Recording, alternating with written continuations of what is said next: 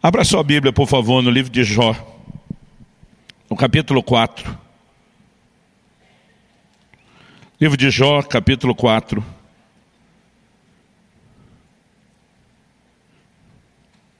E nós vamos ler juntos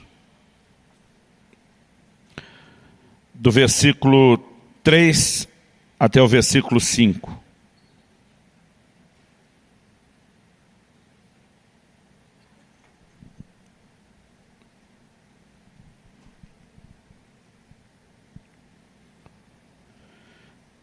Eu vou ler o texto inicial na Nova Almeida Atualizada, que diz: veja bem, você ensinou a muitos e fortaleceu mãos cansadas. As tuas palavras sustentaram os que tropeçavam, e você fortaleceu joelhos vacilantes. Mas agora, quando chega a sua vez, você perde a paciência, e ao ser atingido, você fica apavorado. Nesse momento difícil da vida de Jó, seus amigos o rodeiam. A Bíblia diz que permanecem por vários dias sentado, ao lado de Jó em silêncio. A ideia e a intenção é trazer consolo. Em alguns momentos eles falam a verdade, põem o dedo na ferida. Em outros momentos, de forma equivocada, eles acabam julgando Jó, e Deus não gosta da forma como isso acontece. No entanto, acredito que nenhum de nós vai questionar a verdade dessas palavras de Elifaz, um dos amigos de Jó. Ele começa destacando o nível de desânimo a que Jó havia chegado, o nível de desencorajamento que ele estava experimentando. E é o que eu e você precisamos entender, e esse é o assunto da minha conversa hoje, lidando com o desencorajamento. Eu e você precisamos entender que isso é algo que acontece ao ser humano de uma forma geral. Mas nós precisamos entender que isso não acontece com alguém apenas porque essa pessoa esteja numa espécie de problema espiritual, ou porque não esteja bem com Deus. A palavra de Deus nos mostra, gente séria com Deus, conectada com o Senhor, tendo que lidar com o desânimo ou o desencorajamento. E a palavra de Deus nos mostra também que esse não é um assunto sem importância. O próprio Jesus usa a frase: tende bom ânimo. É lógico que muitas vezes isso pode acontecer num contexto de problemas. A maioria de nós não fica desanimado quando está no auge, vivendo tudo do bom e do melhor. E as situações que geram esse tipo de reação em nós, mas o Senhor Jesus nos ensinou: no mundo tereis aflições. Ele diz: mas tende bom ânimo. Em outras palavras, ele estava dizendo: não deixe as circunstâncias ditar o seu ânimo. Há outra realidade que pode governar você. Mas quando eu olho para Jó, eu vejo aqui o perfil de alguém que sempre foi um encorajador. O texto, de uma maneira muito clara, diz: você ensinou a muitos, você fortaleceu as mãos cansadas, suas palavras sustentaram os que tropeçavam, você fortaleceu os joelhos vacilantes. Em outras palavras, se tem alguém que entende encorajamento, é tu, meu irmão. Você tem praticado isso, você tem sido um instrumento de Deus para levantar os outros. Ele diz: mas em agora, chegando a tua vez. O versículo 5 de Jó, capítulo 4, na NVI, foi traduzido assim: mas agora que se vem dificuldade, você desanima. E a verdade é que quando o assunto é desânimo, ou desencorajamento, não importa o quão encorajador você já possa ter sido com qualquer pessoa à sua volta. Quando chega a sua hora e o seu momento, toda a teoria e o conhecimento que você tem, que muitas vezes já pode até ter funcionado para levantar os outros, você descobre que ele parece ter uma grande dificuldade de funcionar em seu próprio favor. E esse é o ponto que eu quero explorar para essa nossa conversa hoje. Eu sei que hoje é o Dia das Mães, parabéns para todas vocês. Eu tentei, gente, achar alguma mensagem de mãe para pregar. Eu acho que tem coisa que eu sou muito ruim. Eu não consegui achar. Eu falei: meu Deus, a Bíblia é tão grande, e não saiu nenhuma mensagem. Mas eu creio que Deus tinha um outro plano e um outro propósito. E que essa manhã não será só amanhã de instrução, orientação, mas eu creio que será uma manhã de socorro e intervenção de Deus. Eu creio que você está num ambiente profético, de ação do Espírito Santo, de intervenção de Deus, onde a palavra pode te tocar de uma forma como você nem imagina. Seja esse o seu momento ou não. Eu quero chamar a sua atenção aqui para essa verdade que a palavra de Deus nos mostra e nos revela. Eu olho para Jó e descubro que Jó, à semelhança de outros homens e mulheres de Deus na Bíblia, era gente parecida comigo e com você. Nós muitas vezes funcionamos como encorajadores dos outros, até que chega o nosso momento. Nós sabemos que não é correto estar desanimado, e é por isso que a gente tenta levantar os outros. Não apenas porque a gente se ama e se importa e quer ver mais do que uma cara triste, um sorriso, mas a gente sabe que é importante vencer o desencorajamento. Mas a verdade é que quando chega a nossa vez, nós nem sempre conseguimos saber como lidar com isso. A palavra de Deus nos diz, em Tiago, no capítulo 5 e no versículo 17, que Elias era homem semelhante a nós. Mas a Bíblia diz assim, sujeito aos mesmos sentimentos. E é quando eu leio essa descrição, que ele era parecido como eu e você, parecido com a gente, é quando eu leio essa descrição que eu começo a perceber, porque na verdade a Bíblia está dizendo que ele tem uma estrutura muito parecida com a nossa. E Elias, na minha opinião, é uma das pessoas da Bíblia que mais manifestaram a tal da bipolaridade. Uma hora ele está fazendo descer fogo do céu, vê uma nação inteira cair de joelhos gritando só o Senhor é Deus, vive um cenário de avivamento como poucos, mas daqui a pouco ele corre para uma caverna e ele pede para si a morte. O curioso é que a Bíblia diz que ele fugiu para aquela caverna porque Jezabel, a mulher de Acabe, do rei Acabe, ameaçou matá-lo. E a Bíblia diz que ele fugiu para salvar a vida. Esse era o propósito da fuga e de se esconder na caverna. Mas quando chega na caverna, a Bíblia diz que ele pediu para Deus a morte. E é algo que me parece bem confuso. Se eu fosse Deus, teria dito para ele, então volta que Jezabel resolve o problema. Ela está tentando te matar desde o início, você não queria. Agora você quer morrer. Muitas vezes nós entramos nesse tipo de comportamento que nem a gente sabe o que a gente realmente quer. Agora, se acontece com gente como Elias, que tem a mesma estrutura, parecida comigo e com você, eu percebo que de alguma forma a palavra de Deus não está denunciando só a bipolaridade de Elias. Ela está denunciando também a nossa.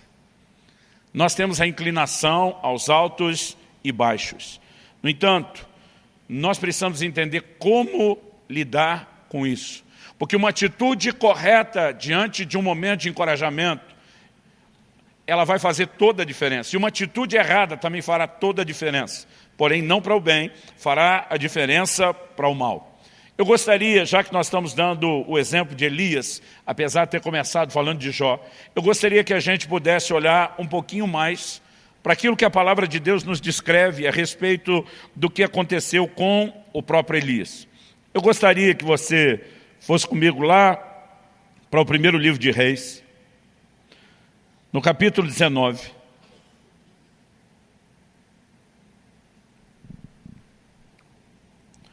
Primeiro livro de Reis, capítulo 19, a partir do versículo 1. Acabe contou a Jezabel tudo que Elias havia feito e como havia matado todos os profetas à espada. Então Jezabel mandou um mensageiro a Elias para dizer-lhe que os deuses me castiguem se amanhã a essas horas eu não tiver feito com a sua vida o mesmo que você fez com a vida de cada um deles. 850 profetas ao todo. Normalmente a gente lembra só dos de Baal e esquece os de Azera ou Azerá. 850 profetas que serviam aos ídolos, aos falsos deuses, haviam sido executados depois daquele momento de arrependimento do povo e de volta do coração do povo para Deus. Agora, todos eles eram sustentados, promovidos por Jezabel. E agora Jezabel manda o recado, e o versículo 3 diz, Elias ficou com medo. Levantou-se e, para salvar a sua vida, se foi. Chegou a Berseba, que pertence a Judá. E ali ele deixou o seu servo. Ele mesmo, porém, foi para o deserto, caminhando um dia inteiro. Por fim, sentou-se debaixo de um zimbro, sentiu vontade de morrer e orou, basta, Senhor, tira minha vida, porque eu não sou melhor do que meus pais. Deitou-se e dormiu debaixo de um zimbro, e eis que um anjo tocou nele e lhe disse, levante-se e coma. Elias olhou e viu, perto da sua cabeça, um pão assado sob pedras em brasa e um jarro de água. Comeu, bebeu e tornou a dormir.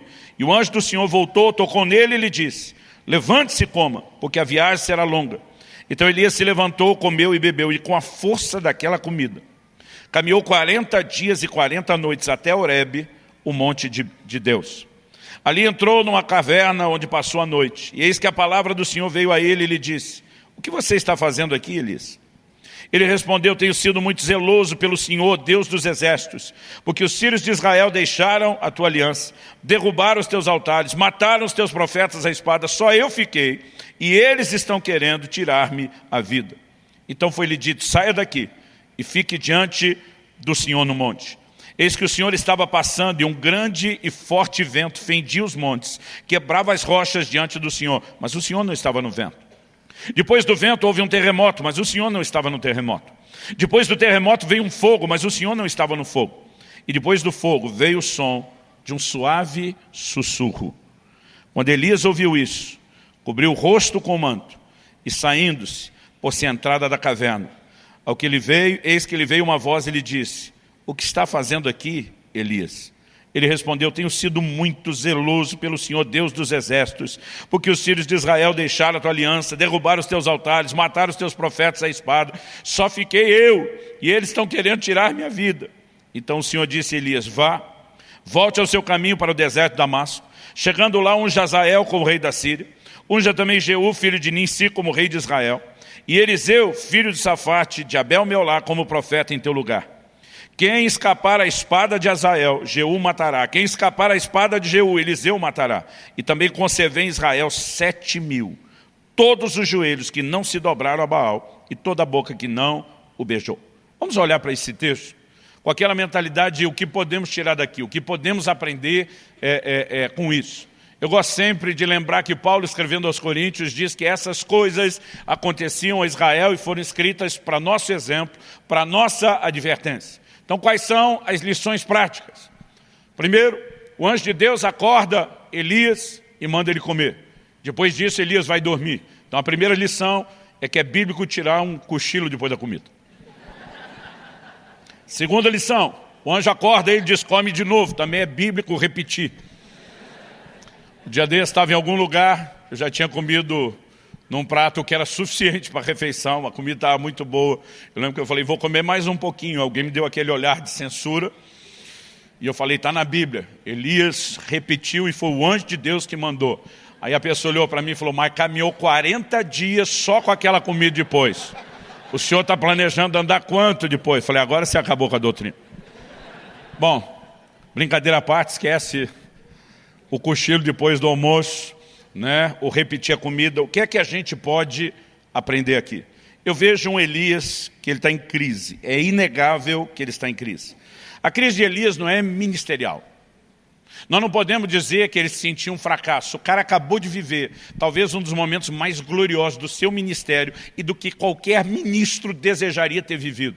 Ver fogo descendo do céu, ver um duelo de deuses, ver, né, o inimigo sendo envergonhado, uma nação se voltando para o Senhor. Ele vive as manifestações de Deus de uma forma muito intensa. Ele está tendo resultados no seu ministério. Ele pessoalmente viveu o cuidado do Senhor de uma forma singular. Durante os 3 anos e meio de seca, Deus o sustentou de forma sobrenatural. Corvos levavam alimento, pão e carne para ele todos os dias. Quando o ribeiro se seca, Deus provê novamente de uma forma milagrosa aquilo que ele precisa. A gente olha para Elias e não dá para dizer nem que nas suas circunstâncias ele se sentia abandonado por Deus e nem que o ministério não tivesse rompido ou tido resultados. A crise de Elias não é necessariamente a crise de alguém que está vivendo o fracasso.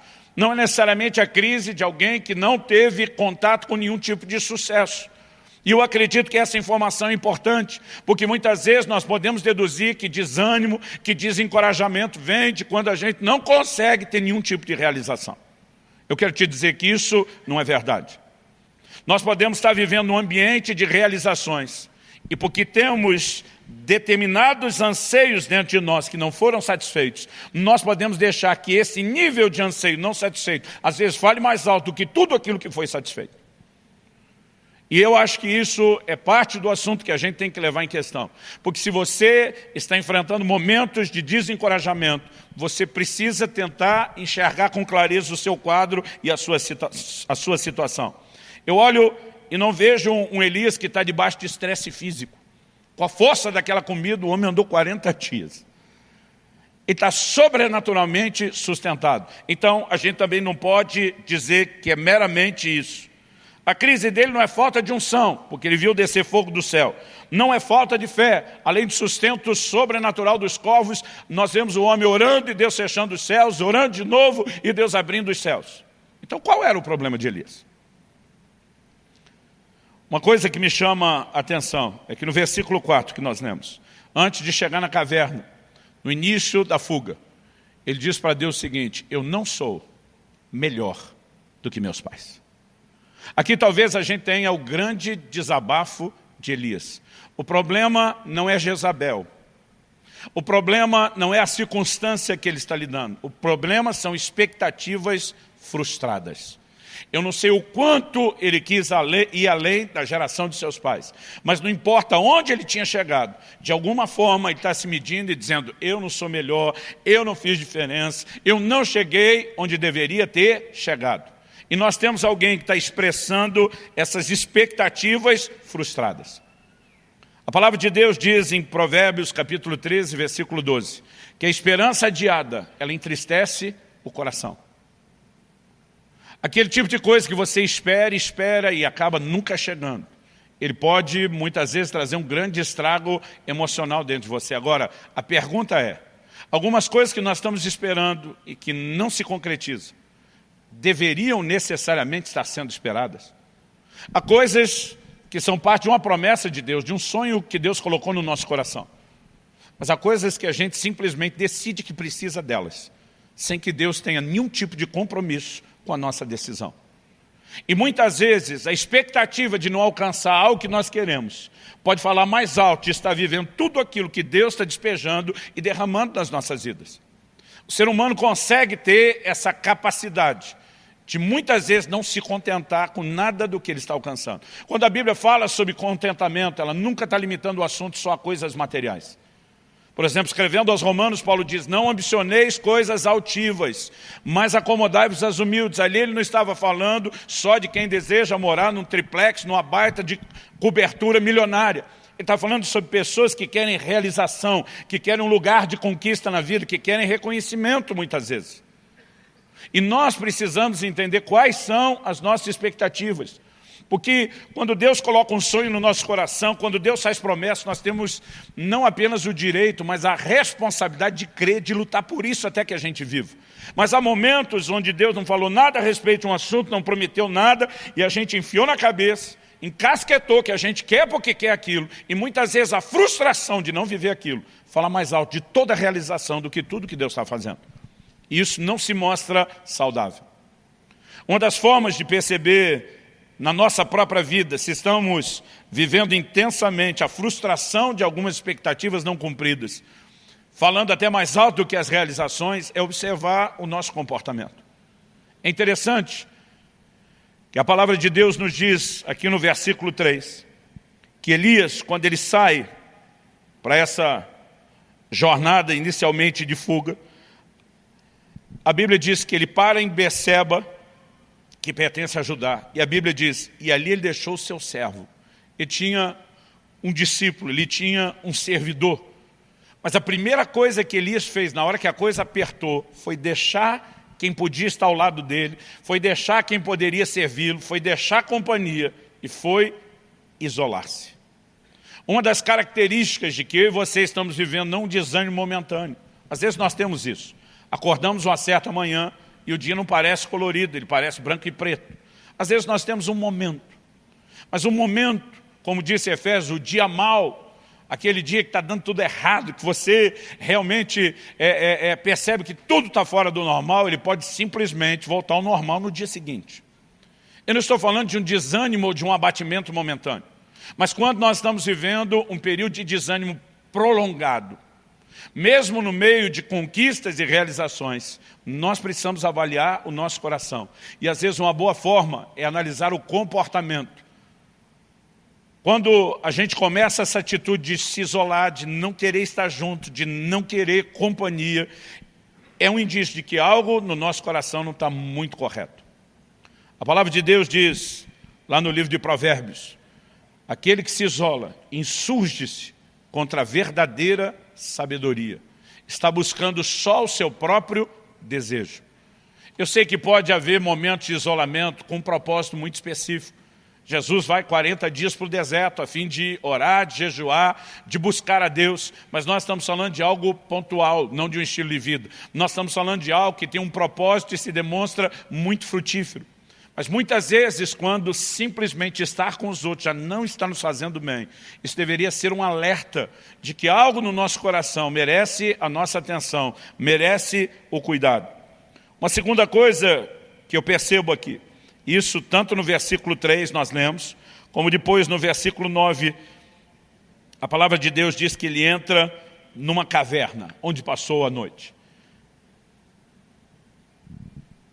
Há algumas cavernas emocionais nas quais eu e você entramos e também nos fechamos.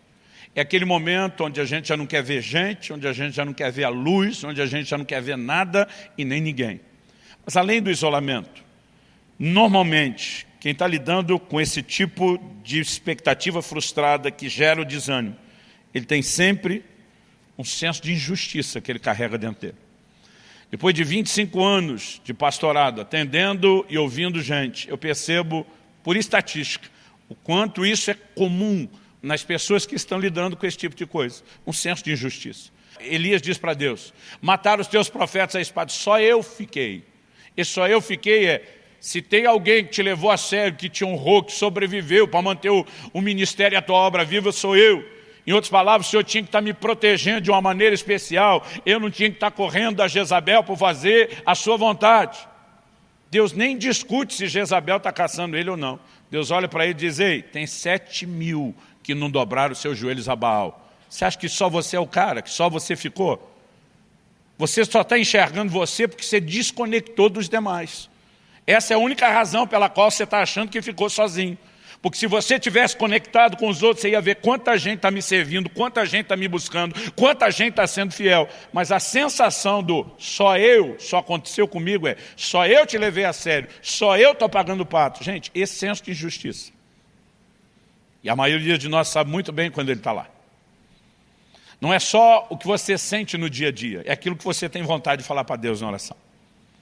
É quando você está orando e diz, Senhor, apesar do Senhor ter dito, nunca te deixarei, jamais te abandonarei, parece que o Senhor não andou se lembrando do que prometeu. Nós podemos perceber nesse tipo de conversa que ele simplesmente está transbordando parte de uma crise interior. Agora, eu fico olhando para esse senso de injustiça e acredito que ele vem de um único lugar, das comparações que a gente faz. A gente tem mania de comparar a nossa vida com a dos outros com a nossa, dos outros com os outros mesmo, e a gente vive de comparação. Quando o Senhor Jesus estava falando com Pedro, olha Pedro, eu vou te dizer de que forma você vai me glorificar, com que tipo de morte. A Bíblia diz que a primeira reação de Pedro foi olhar, viu que João vinha seguindo e pergunta para o Senhor, e quanto a este? Em outras palavras o que vai ser dele? Jesus disse, eu quero que ele fique até que eu venha, o que te importa? Em outras palavras, isso lá é da sua conta, seu cabeção. Eu tenho um assunto com você, eu tenho outro com ele, eu tenho um propósito para você, eu tenho outro para ele. Mas nós temos essa inclinação, porque de alguma forma a gente quer sentir se a gente está sendo tratado igual aos outros. Eu lembro quando criança, eu sou de uma época onde refrigerante aparecia uma vez por semana, e não era nem por motivos de saúde, era por falta de recurso. Aparecia uma vez por semana, era a refeição do domingo. Era a época em que Coca-Litro era chamado o refrigerante família, porque o litro dava para todo mundo, hoje em dia malemar dá para uma pessoa. E quando chegava o dia que a gente tinha direito àquele refrigerante que raramente vinha, eu e meu irmão, a gente colocava o copo um do lado do outro. Mamãe tinha que servir, a gente ficava, colocou mais para ele. Era uma competição que só. Dá para entender, você vê crianças fazendo isso. Difícil seria entender adultos fazendo isso. Mas a verdade é que espiritualmente, muitas vezes, nós estamos agindo assim com Deus. O irmão foi um pouquinho abençoado. Em vez de você se alegrar com os que se alegram, você já começa a dizer para Deus, ei, eu. Porque essa inclinação à comparação, essa nossa falta de entendimento de que Deus tem um plano personalizado, desdobramentos personalizados, ela muitas vezes é injusta. Muita não, quase sempre.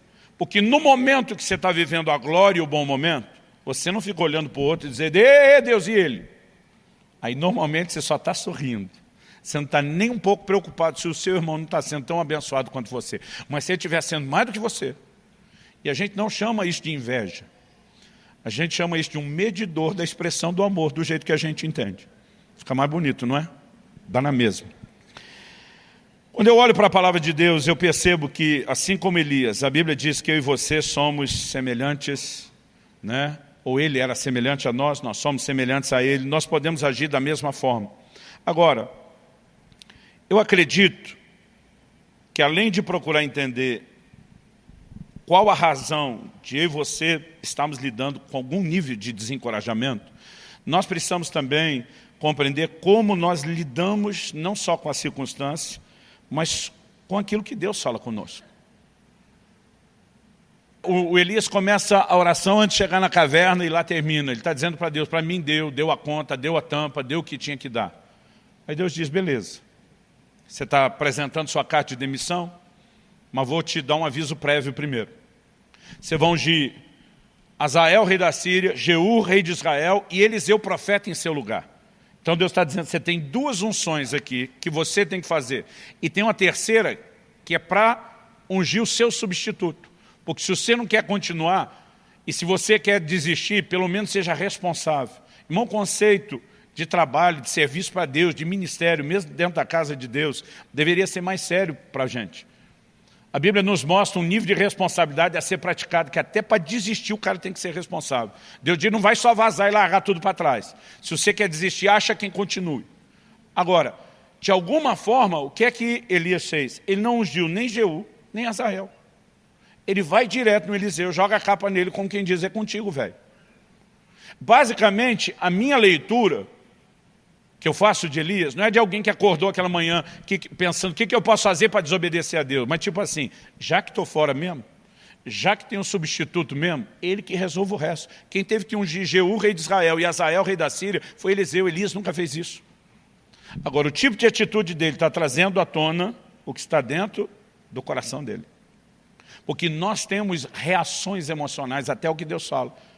E se a gente começar a aprender a olhar para dentro de nós, nós vamos perceber quanta coisa que está dentro de nós e precisa ser resolvida. Nabucodonosor tem um sonho. Ele não lembra o sonho. Deus manda alguém para dizer se sonhou isso, não só lembrar, e também interpretar. Se ele só interpretasse, o rei ainda poderia dizer, talvez seja coisa da cabeça dele. Mas como ele não lembra, e a pessoa conta exatamente o que ele sonhou, o rei sabe que Daniel não tinha como saber isso. Então, a partir disso, na interpretação, é lógico que a mensagem entra com toda a credibilidade. E aí Deus diz o seguinte, através de Daniel, que está diante do rei, diz, olha, você viu uma estátua com 4 tipos de metal, você é a cabeça de ouro. A estátua representava os impérios mundiais. O Senhor diz, você é a cabeça de ouro, mas depois de você virá um reino inferior ao teu. Nós sabemos que Babilônia foi o primeiro império mundial, mas foi sucedido pelos medo-persas. Mas haveria uma terceira mudança de metal. Os medo-persas foram sucedidos como império mundial pela Grécia, que por sua vez foi substituído por Roma. Antes de Babilônia, ninguém nunca dominou o mundo. Depois de Roma, ninguém nunca mais dominou o mundo. Naquela estátua que representava o império mundial, Deus diz, vão ter 4 reinados. Aí o Senhor está falando para o Nabucodonosor, você é a cabeça de ouro, mas você não vai ficar aí muito tempo não, daqui a pouco vão tomar o seu lugar. Se coloca no lugar do homem, que foi o primeiro a dominar o mundo. Você queria sim ser substituído? Capítulo 3 de Daniel começa logo depois dessa história, dizendo que ele mandou construir uma estátua. O que é que ele tinha sonhado? Com uma estátua gigante. O que é que ele mandou construir? Uma estátua gigante. Qual a diferença entre a estátua que ele mandou construir e a que ele sonhou?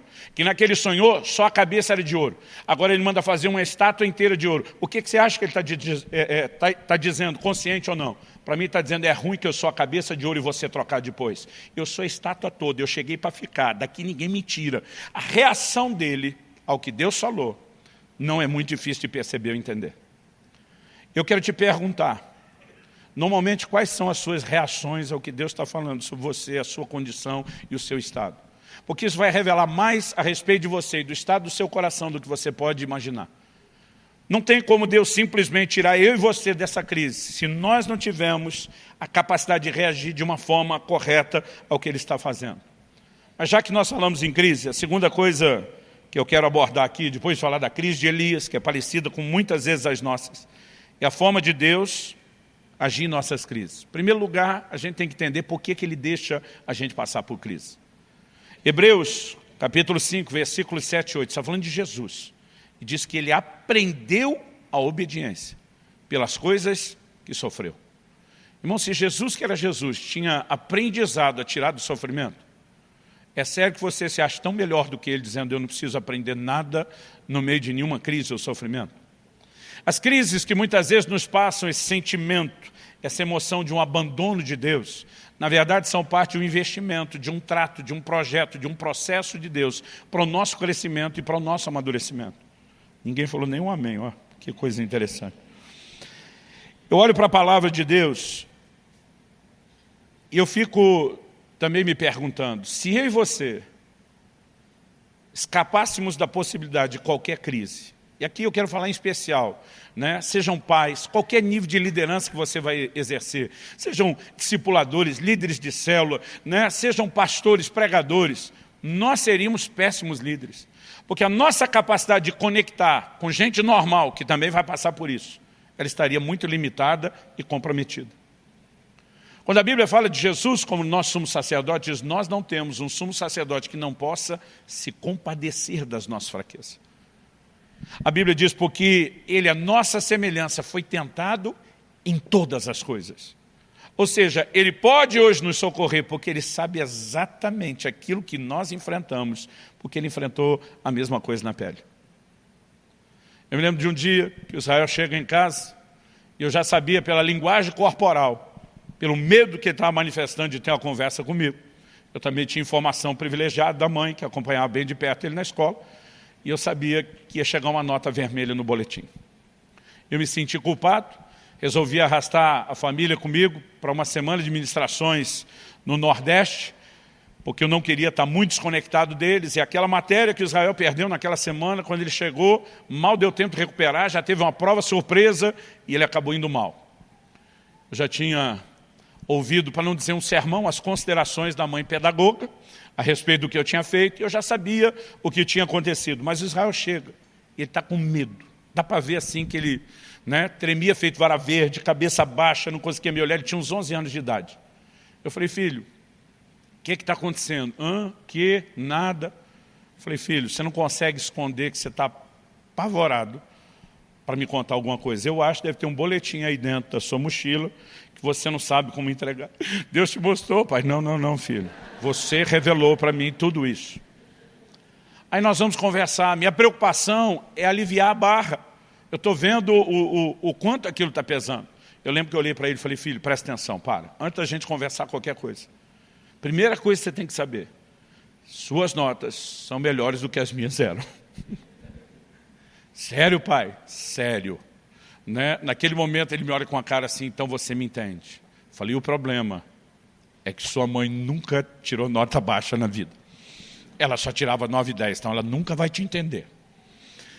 E apesar daquela brincadeira, naquele momento, tentando deixá-lo à vontade para a conversa que a gente teria, eu fiquei pensando a diferença, depois de ter falado aquilo, entre alguém que já viveu o que alguém está vivendo e alguém que não viveu aquilo. Muitas vezes a nossa capacidade de conectar, né, com compaixão, com misericórdia para aqueles que estão em crise, ela seria quase nula se a gente nunca tivesse vivido nenhum tipo de dilema ou de crise.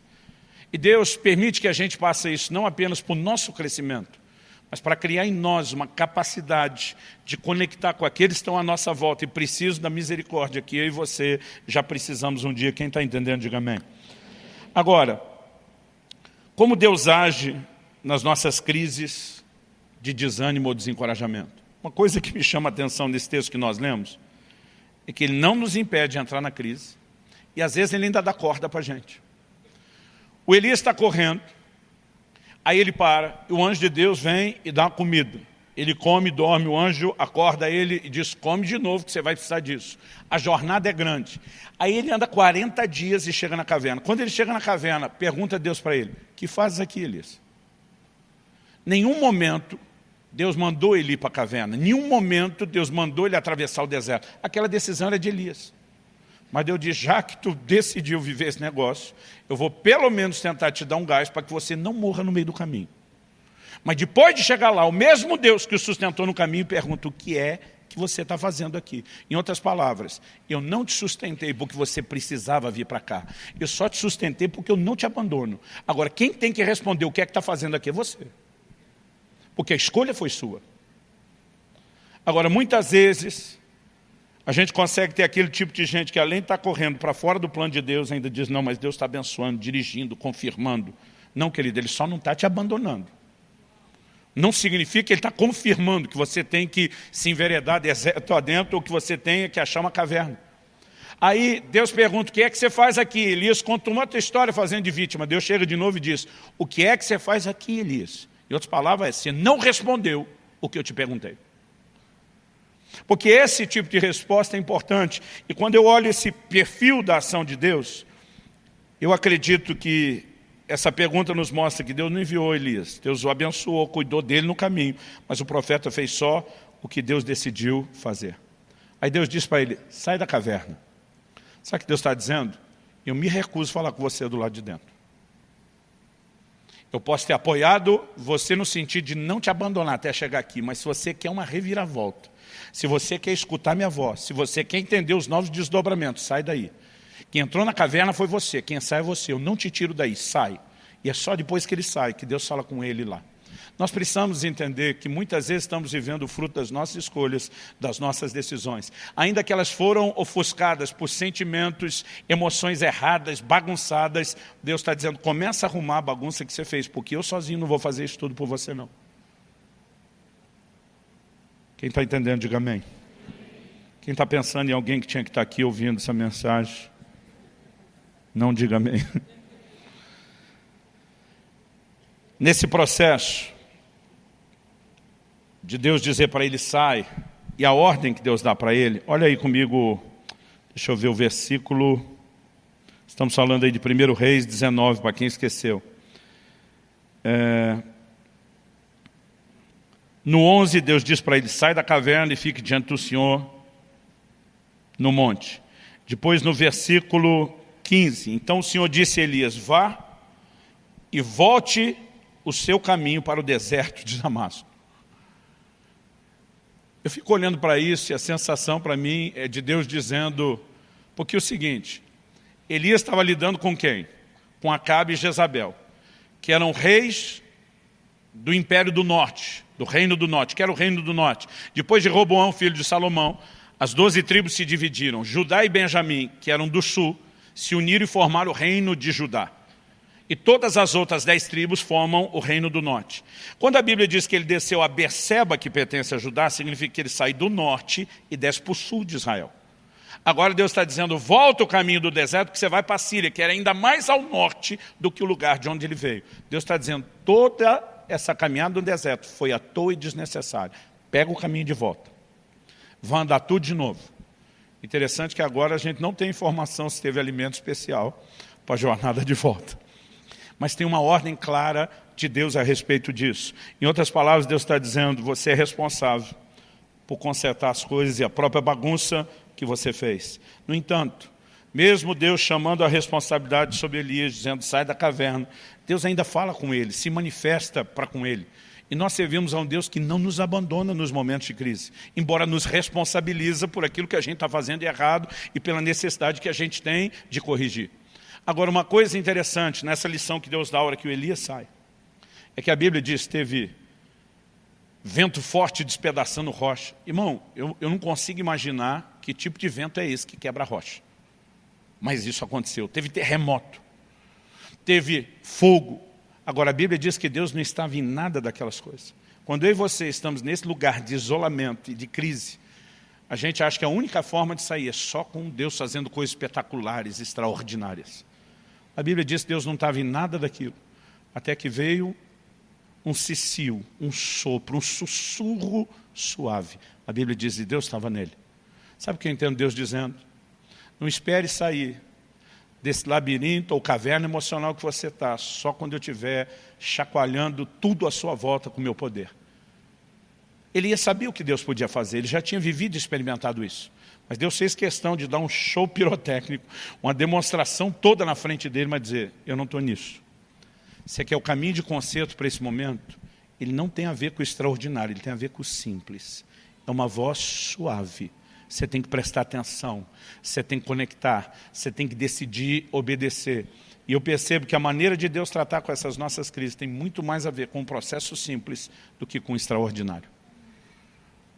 E muitas vezes nós não arredamos o pé do lugar porque achamos que está faltando mais barulho, está faltando mais terremoto, está faltando mais fogo. E Deus está dizendo, você só precisa escutar a minha voz suave. E ela tem o poder de te colocar nos eixos. Mas para a gente terminar, a verdade é que quase sempre, quando a Bíblia fala da gente tendo que lidar com esses dilemas emocionais, a Bíblia fala de uma responsabilidade que eu e você temos de nos fortalecer no Senhor.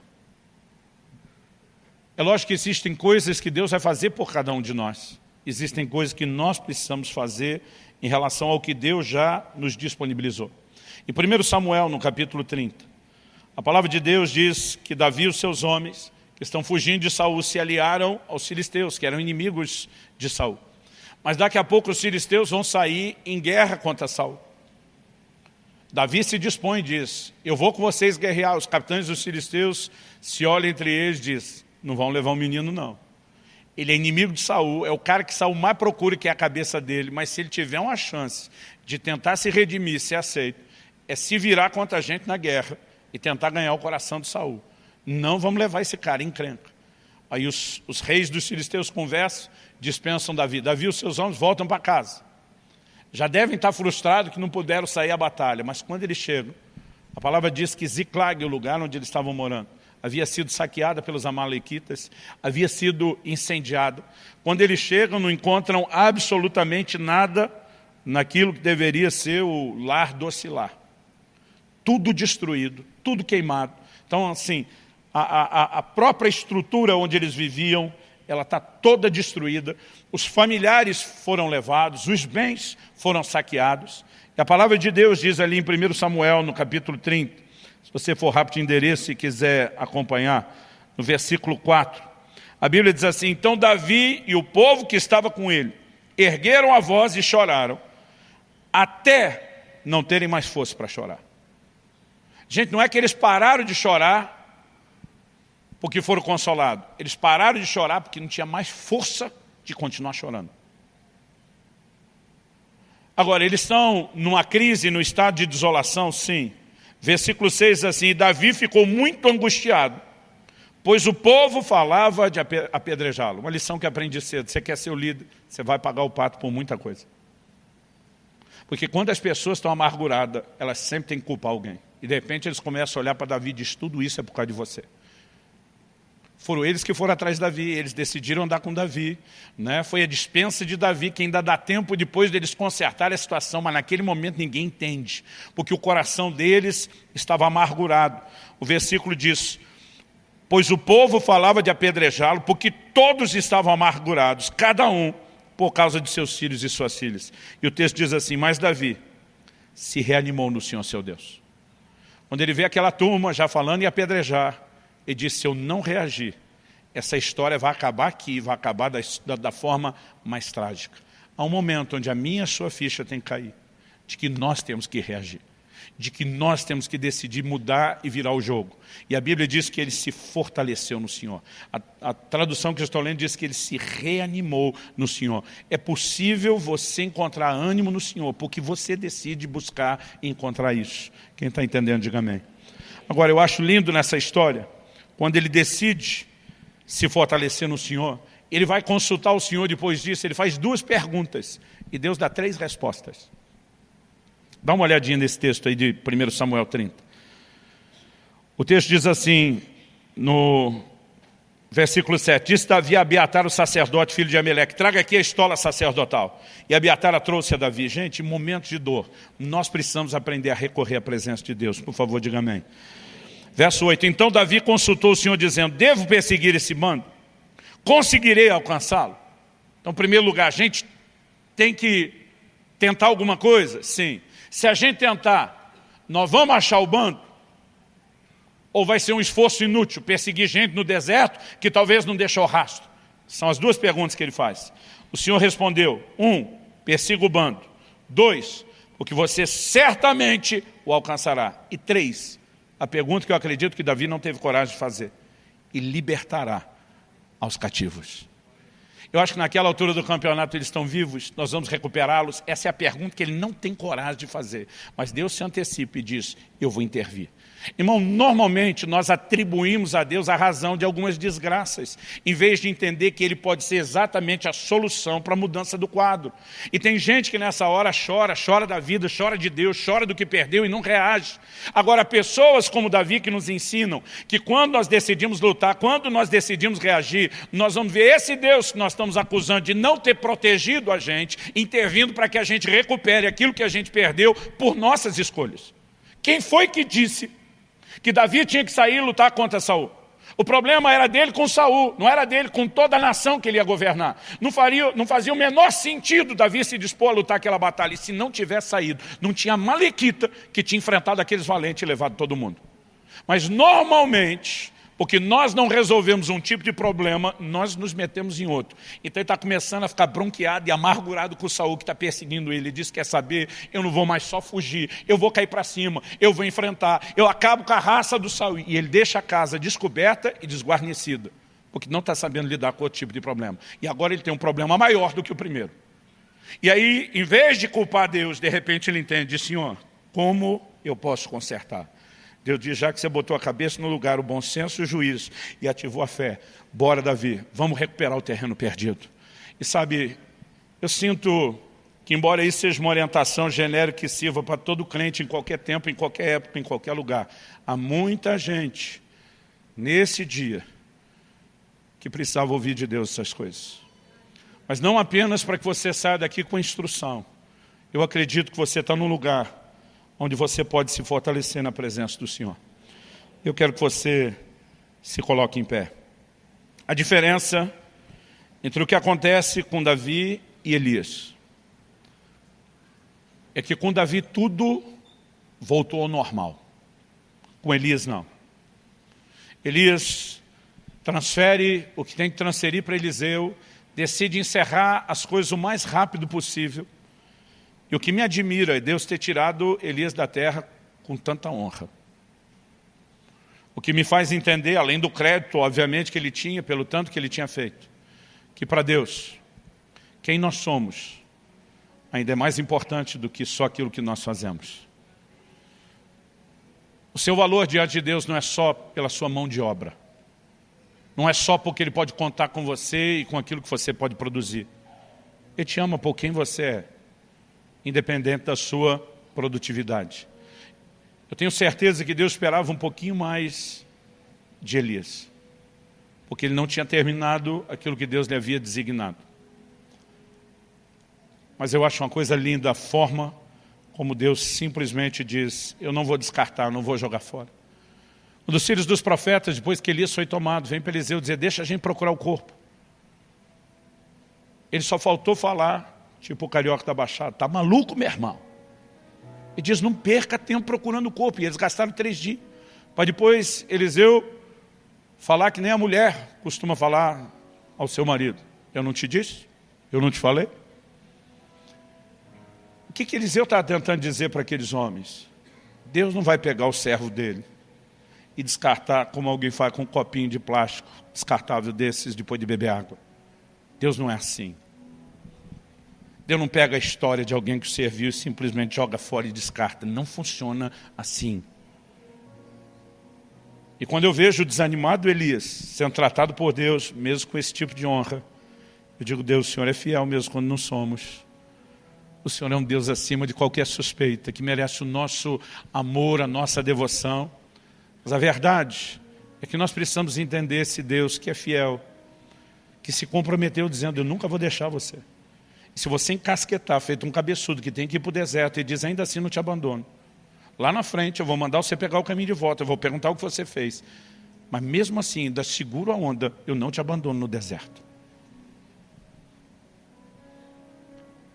Quando o amor de Deus e o seu caráter começa a ser melhor entendido, Isso nos sustenta em momentos difíceis.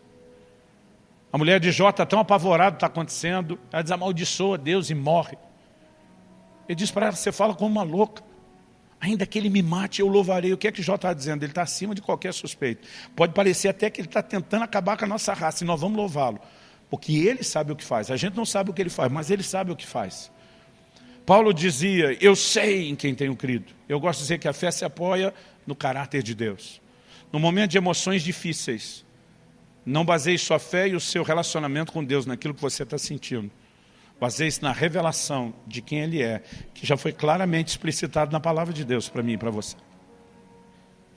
Mas a verdade é que todos nós vamos lidar com momentos de desânimo. E a pergunta é, o que é que nós vamos fazer com eles?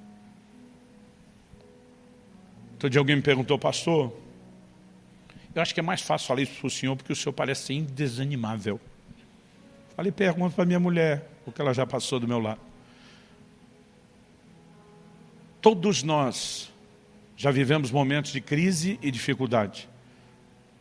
Mas quando você olha alguém que já cresceu, às vezes você não consegue lembrar daquele histórico. Um dia meu filho, bem criança, ele falou, pai, a sensação que eu tenho quando eu olho para você é que você não tem medo de nada. Eu falei, por quê? Ele falou, porque você nunca demonstra medo. Eu falei, filho, deixa eu te explicar uma coisa, corajoso não é o que não tem medo. Corajoso é o que vence seus medos. Se você perguntar se o pai é corajoso, eu vou dizer sim. Se você perguntar se eu tenho medo, eu também vou dizer sim. E como eu posso ter medo de ser corajoso? Eu venço eles, eu luto contra eles. Nenhum de nós, irmão, vai estar num lugar onde não precisa lutar contra o desânimo. A questão é que se a gente não lutar em situações como essa de desânimo prolongado, ele começa a engolir a gente, fazer muito mal não só para a gente. Atitudes de isolamento fazem mal para os que estão à nossa volta e que não têm culpa de nada. Atitudes de crise, de expectativa frustrada começam a fazer mal para o nosso relacionamento com Deus. Porque nós, naquele senso de injustiça, começamos a cobrar Deus como se Ele não estivesse sendo o Deus que deveria ser. Não tem como essa história terminar bem se você não decidir abandonar a caverna e dar a volta por cima. O cara que valorizava a vida e foge para salvá-la, daqui a pouco entra num nível tal nesse sentimento, que já não quer mais viver. Todo desânimo prolongado tem a grande possibilidade de te colocar num lugar pior, de depressão, e num outro pior ainda, de não mais querer continuar vivendo. E Deus está dizendo para Elisa, é você que tem que sair da caverna que você se enfiou. Eu vou intervir na sua vida, mas você toma essa decisão. Então, hashtag fica a dica para você que está lidando com isso nesse momento, de tomar a sua decisão, sabendo que vai poder contar com a ação e com a intervenção de Deus. Eu gostaria que nós orássemos. E se você é alguém que não necessariamente está vivendo um momento de desencorajamento ou de desânimo, eu creio que no mínimo esse é um momento não só de aprender a lição, mas de talvez orar por alguém. Que você lembre de alguma forma que está vivendo ou passando um momento desse. Pai, nós oramos e clamamos no nome do Senhor Jesus, pela manifestação da graça e do favor do Senhor nessa manhã. Eu oro que esse possa ser um dia de festa, não apenas por celebrarem e honrarem as mães ou o legado que elas deixaram, mas eu oro que esse possa ser um dia de alegria, também por ser, ó Deus, o início da mudança, da reversão de um quadro de desânimo, de angústia, de peso, de opressão emocional. Nós oramos, Espírito Santo, a você o Consolador, orando que a capacidade de entender e aplicar a Tua palavra debaixo da Tua orientação e intervenção também se manifeste. Nós suplicamos nessa manhã graça e favor do Senhor sobre cada um dos nossos irmãos e irmãs. Em nome do Senhor Jesus. Em nome do Senhor Jesus.